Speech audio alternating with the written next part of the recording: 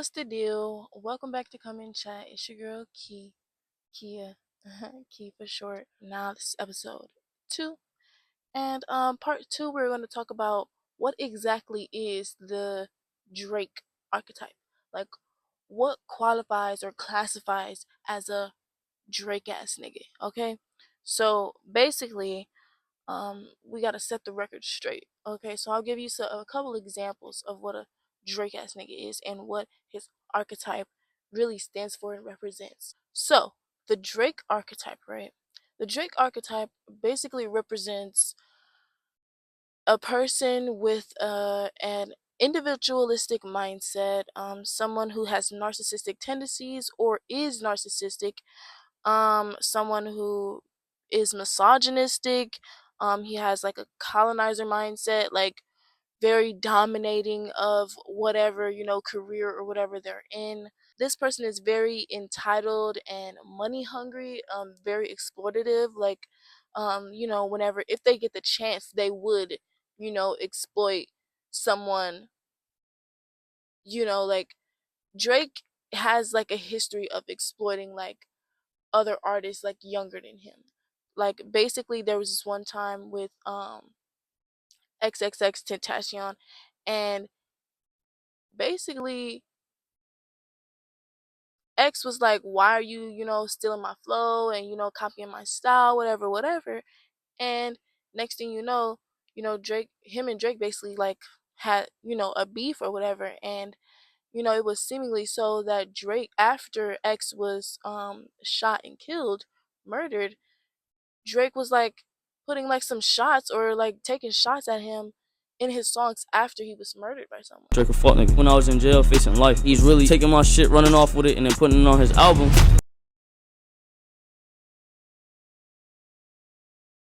You think I'm finna let you take my shit and not say nothing? Fuck OVO. Tell everybody in OVO suck my dick.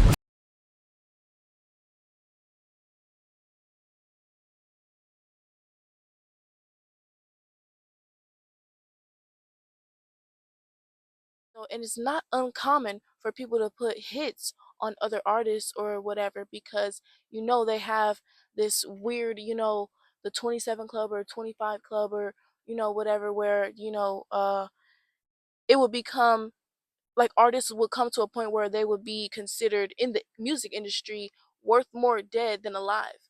This is insane. Like these are regular people that other people are considering worth more dead than alive. Like this is not okay. This is sick. And Drake is clearly a part of that um group of people who believe that they are, an elite class or whatever, and they can exploit their resources and use their resources to, quiet other people and shut other people down. And uh I'm allegedly, right, this is all alleged, but like it's been in songs and it's been dissected in his lyrics, right? It's like he's always talking stuff about, other people, and when it's time to like, rap or you know be creative, he lacks that. He has to copy someone else's flow or copy someone else's style or, you know, colonize basically another style of music or another, he can't think of his own, he can't be himself because he has no self, because he hasn't even, searched inside of himself to understand who he really is. So it's like these kind of people, we really don't want them to be the face of our community. Um we really don't want them to be the face of our community because it can be very detrimental. Another thing that I want to say about the YouTube industry, right? The streamers and all that stuff. Um, DDG, like he has been having like weird situations. He's been involved in a lot of weird situations. Not necessarily saying that he's a pea petal, whatever, but like he has that narcissist. He has those narcissistic like misogyny or misogynoir mentality.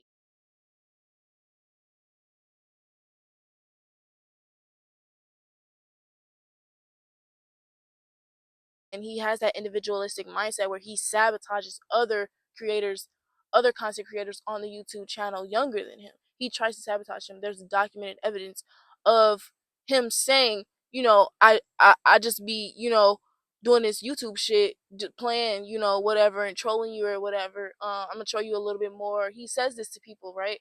After he gets into arguments with these people. So he'll start an argument and basically, say, okay, we can dead the situation, but I'm gonna show you a little bit more, just for this YouTube shit, how this YouTube shit is or whatever. Feeding into it. You feel me? Yo, if a nigga say Playboy Cardi ass, he not gonna give a fuck. But if a nigga say DDG ass, your ass don't go in Twitch chats calling niggas pussy. Yo, DDG, come on, let's keep it a buck. That's just me being real though. Can you hear me? Do y'all hear me? Yeah. Just say, do you hear me? Yeah. Nah, real shit. Nah, I feel that. When you give somebody a reaction, that goes with anything. When you give a reaction to shit like that, that's gonna make more people want to do it on some real shit. And they gonna be, if they know something gets to you, and that's what I realized with this streaming shit. When they realize something gets to you, nigga, they gonna keep on spamming that shit and keep on doing that shit.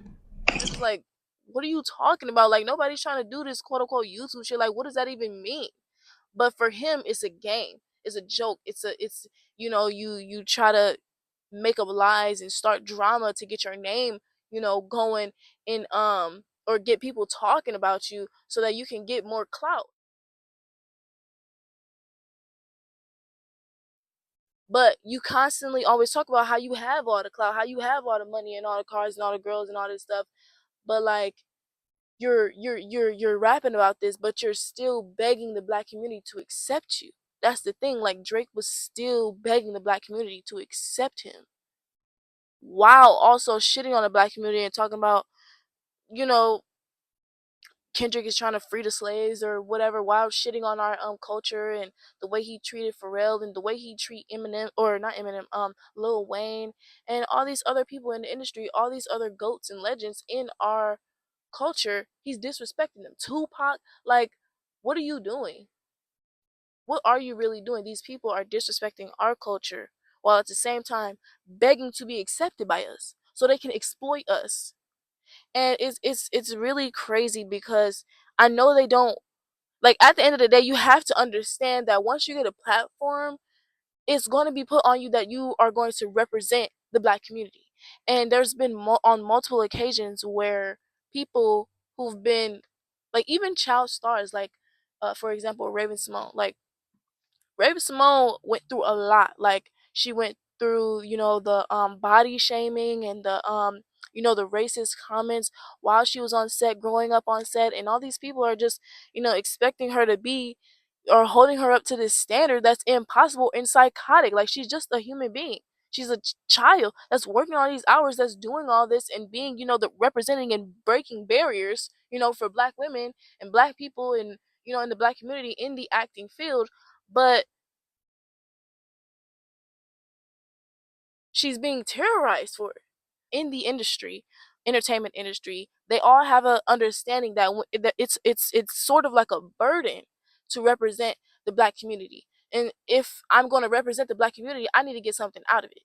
That I feel like that's the mentality that these people have. And you know, and with, Raven Simone and stuff like that, the reason that I brought that up is because once she was at the point where it was like, she was tired of all, the hate that she was receiving for representing the black community, she then immediately began to, like, not associate with her blackness. She said, I'm not African American. Don't call me African American. I don't want to be labeled. So you don't want to be labeled gay? I don't want to be labeled gay. I want to be labeled a human who loves humans. I'm tired of being labeled. I'm an American. I'm not an African American. I'm an American. Oh, girl, don't set up the Twitter on fire. I'm sorry. I don't label myself. Okay. So I want you to say what you really mean by that. What I really mean by that is I'm an American. That's what I really mean. And it's like, okay, so you basically give up on your race. Give up on your race because it's so hard. And I know, she didn't ask for this life and, all this stuff, but you can't run and hide from your blackness. You're black. And it's just sad to see these black individuals in entertainment feel like being black is a burden, or being black sucks, because they're being terrorized in this predominantly white industry. And it's a shame. It really is a shame, because they're not being protected. But the thing is, if we want to see better, we have to do better as the audience, as the people watching this stuff. Otherwise, we're going to have more and more black children in the entertainment industry being terrorized. And now, making the community, and it's hurting the community, because we're not doing anything about it to protect these children. That's why, in ancient African civilizations, they would consider children to be a part of to be the community's children. Like, my neighbor's children is my children, and my children are my neighbor's children. But obviously, these neighbors, we have to have like a a community amongst each other, and communication, and we have to have a relationship, a good relationship, a balanced relationship with each other, with trust. And we need to learn how to trust each other. And I feel like the best way for us to trust each other is to speak up for each other, speak out for each other, try to protect each other by using our voice. Our voices are very, very powerful. And that's why I created this platform, so that I can remind our community that we have a voice. We have the internet, something that our ancestors never had. Like the Honorable Malcolm X, I'm going to talk about him all the time, because he is one of the greatest to ever do it. So it's like,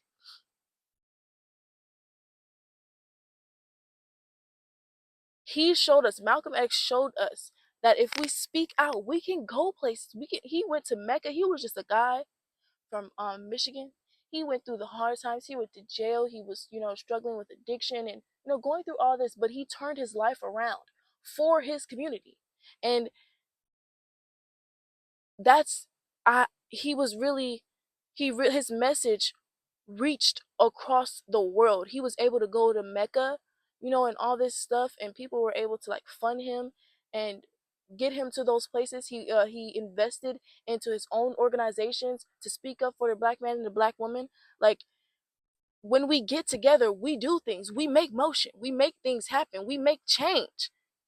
Him, Martin Luther King Jr., all these people, like, when we speak up, it's our voices. It's our voices that get these things done. And we are, specifically us, Gen Z, and the generations before us, and whatever. I can't really speak for them, but I'm speaking for Gen Z specifically, because I'm Gen Z. We have the internet. We can speak out about this, create a YouTube channel, and use our phones or whatever, and speak out about this and upload it to the internet constantly. When we do that, we make things happen. We make shit move. Like, we really rock the world for real. Watch this. The problem of Israel is with the young generation of the black community. Black Lives Matter starts there. You're listening to Judith Varney Shore, an Israeli consul general. Our voices matter, and I really want to uplift that, or I really want to emphasize that.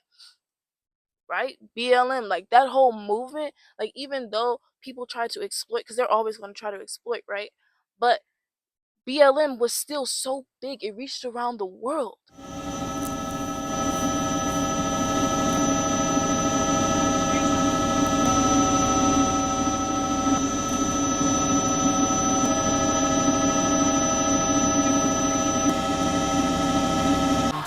Polynesians are with Americans. Their message to the world.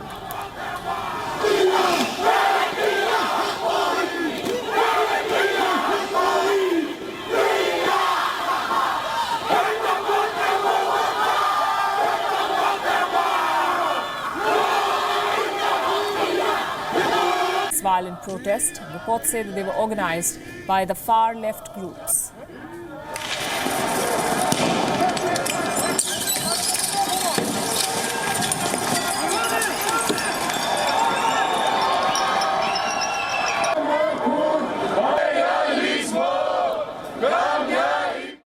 So that's why I want to bring or shed light on these particular people who are representing the black community not for a good cause but for a bad cause. Like DDG, now he's, with, Hallie and stuff like that. And Hallie was, she was just a little mermaid. She was just representing for little black girls. And now she's enabling, you know, the actions. She's enabling his behavior. She's enabling DDG's narcissistic behavior and childish tendencies. And like there was this one instance online where she, was crying because, Chloe, I guess, didn't make it to the nail salon in time, or nail shop in time, and basically they canceled her appointment or whatever, and she was upset about it. So she went to DDG or whatever, and she went to social media. But DDG then took it way out of proportion and basically sent all his fans to this woman's business and told them that she was racist. Like, told them that she was racist. Falsely. He doesn't even, he's not even, this is like so wrong. Like, this is so crazy. Like, she should have, in my opinion, she should have said she's not racist. This is not, the cause. But turns out the lady, the owner of the nail shop, ended up being pregnant. Now I get non-stop phone calls from like different states. Like, first I didn't know what's happening. I started pick up the phone and people were saying racist, burn on hell, kill yourself, I'm sorry, fuck your business.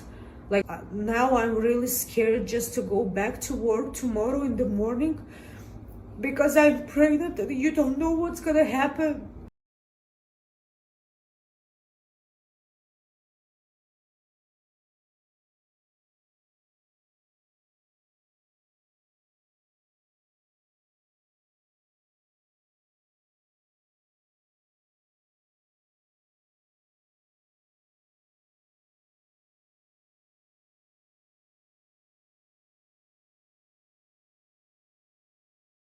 So Hallie's in the shade room comments talking about, oh guys, it's not a big deal or whatever she was saying. And I'm just like, so you're enabling this behavior.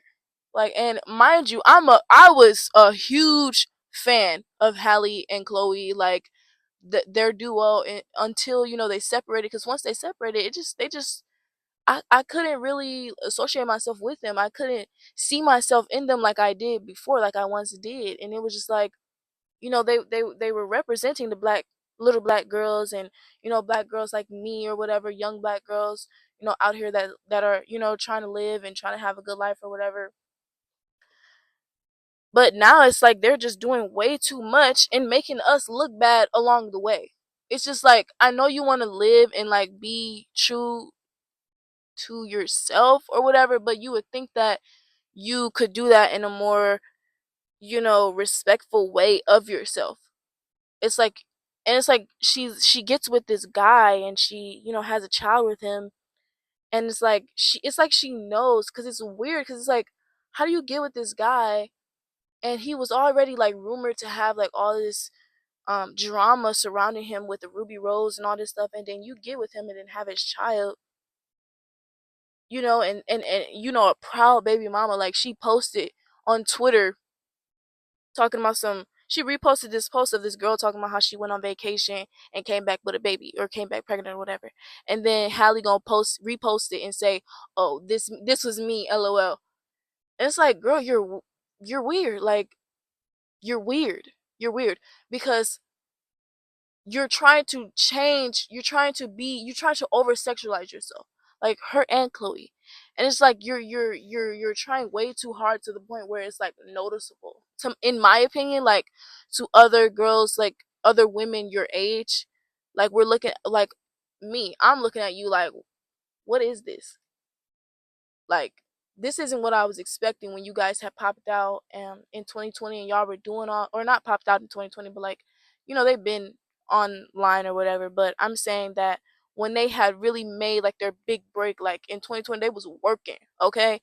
They were working, and they were doing good, and they was looking good, amazing, and it was beautiful, and they still look beautiful now.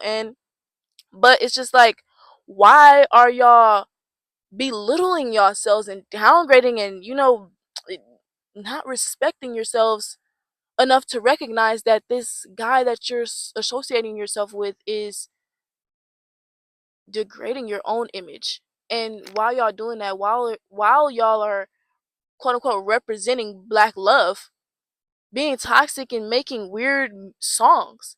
Like, what is this song that I hear? Like, before this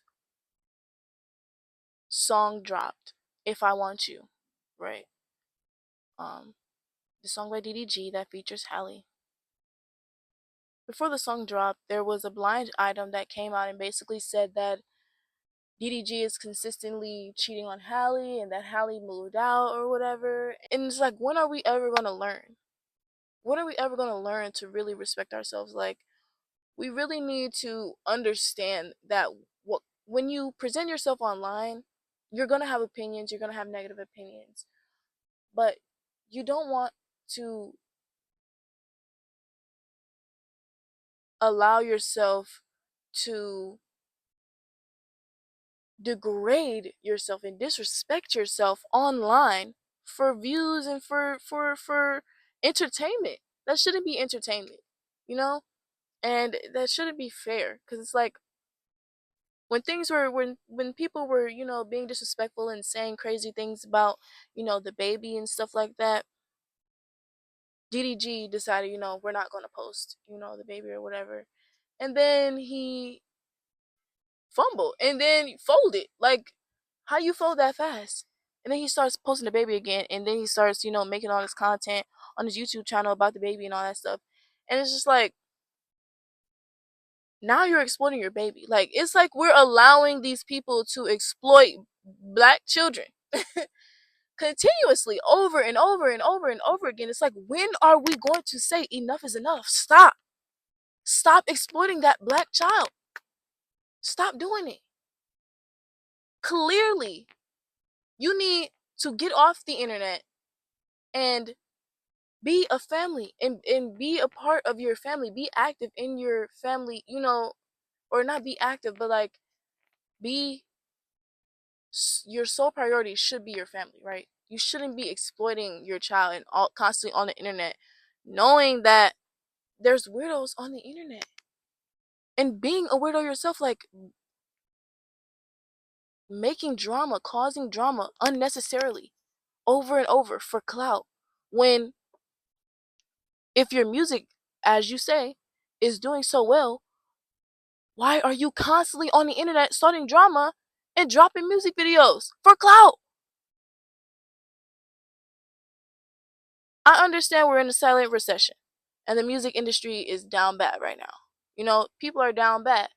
But like, these people need to go. These kind of people who say they represent black people and black love and doing all this, they don't represent black love. They don't represent my black love. My black love don't look like that. But we're being judged for their actions, for what they're doing, because what they're doing is publicized.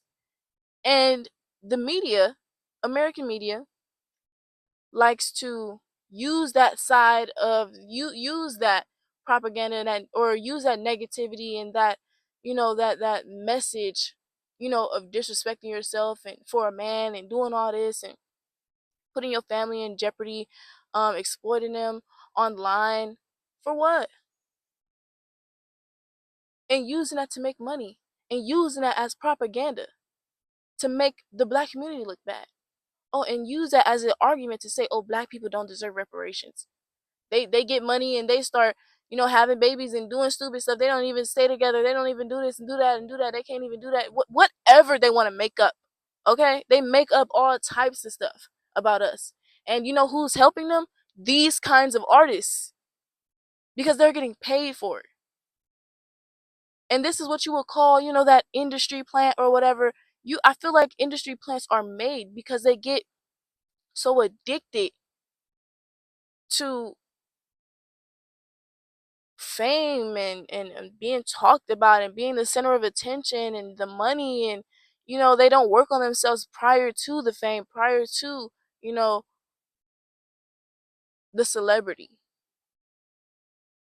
the fans and all that stuff, and the people that love you. Like, I feel like if you really love your fans, if you really love the people that you represent and that support you, you would respect yourself.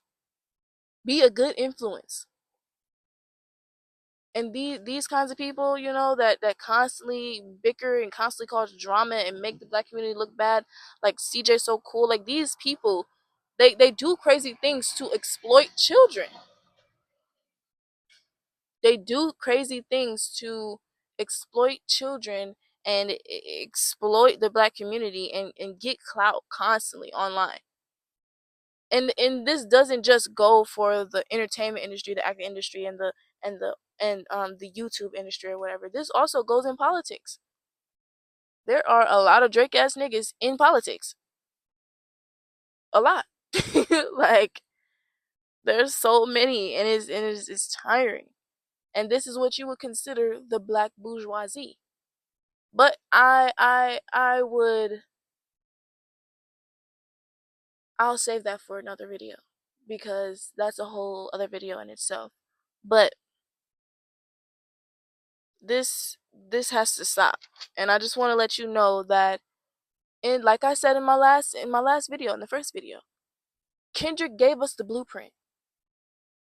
He said that we can creatively call out these individuals and kick them out of our community and unite over it. They not like us. They not like us, okay? So let's start acting like that. Let's start acting like that and telling these people, get the fuck from over here. Beat them up. Beat their ass. Because that's what we gonna start doing. That's what we gonna start doing. Beating motherfuckers. Beating no motherfuckers. Stomping on motherfuckers. Because this is a mess. Like, and I'm tired of this, and I'm not trying to start a family and live life in this society. I know I can change it. I want to let you know you can change it. Another thing that I want to talk about is that, like, I just seen that Sky Jackson, like, apparently, like, she's pregnant. It's like a modern day minstrel show, for real, if you really think about it, which was founded on comics that were perpetuated racial stereotypes.